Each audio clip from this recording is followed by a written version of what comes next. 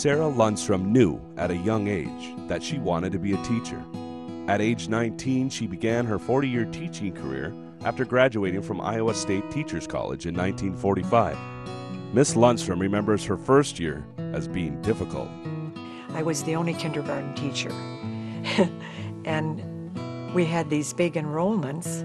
I think the size of the classes were the most difficult. Then, in 1945, the children were rather sheltered, so there was a lot of vocabulary they didn't know. And I remember so vividly when I asked them, "We will line up now." They didn't know what I meant. And I remember going to the back of the classroom and putting my head down and saying a little silent prayer, "Dear God, get me through this."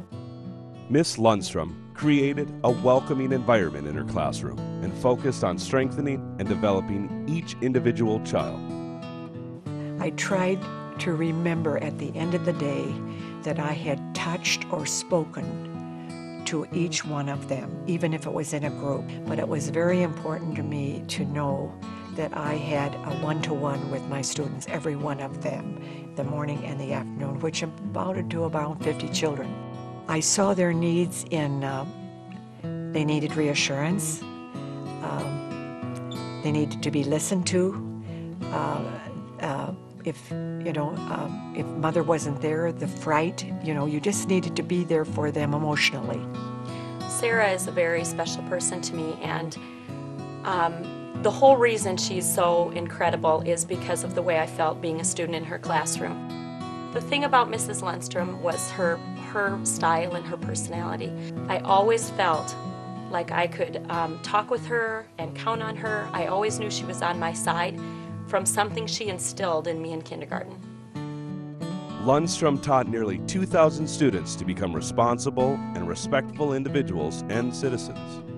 You can only expect to be admired if you do things that are admirable. So you have to be careful in a community. You're still human, but you have to be very careful the way you act. If you want that kind of respect in a community, then you have to act respectable. But I do know as a teacher that if children aren't ready to learn and don't feel safe and don't feel supported, they're not going to learn. If they're not engaged and entertained and met at their level, they're not going to learn. And those are things that I see from Mrs. Lundstrom's class. Lundstrom was named National Teacher of the Year in 1972, and in 1984, she became the first elementary teacher ever to be the Grand Marshal of the Spirit Lake Homecoming Parade. But her most amazing accomplishment has been the lasting impact she's had on her students. Having a person who is so supportive and so loving like Mrs. Lundstrom was, and having a person who helped me love learning and be excited for all my years of school was an amazing gift that she gave to me that I can use in my classroom, that gift that she shared with me.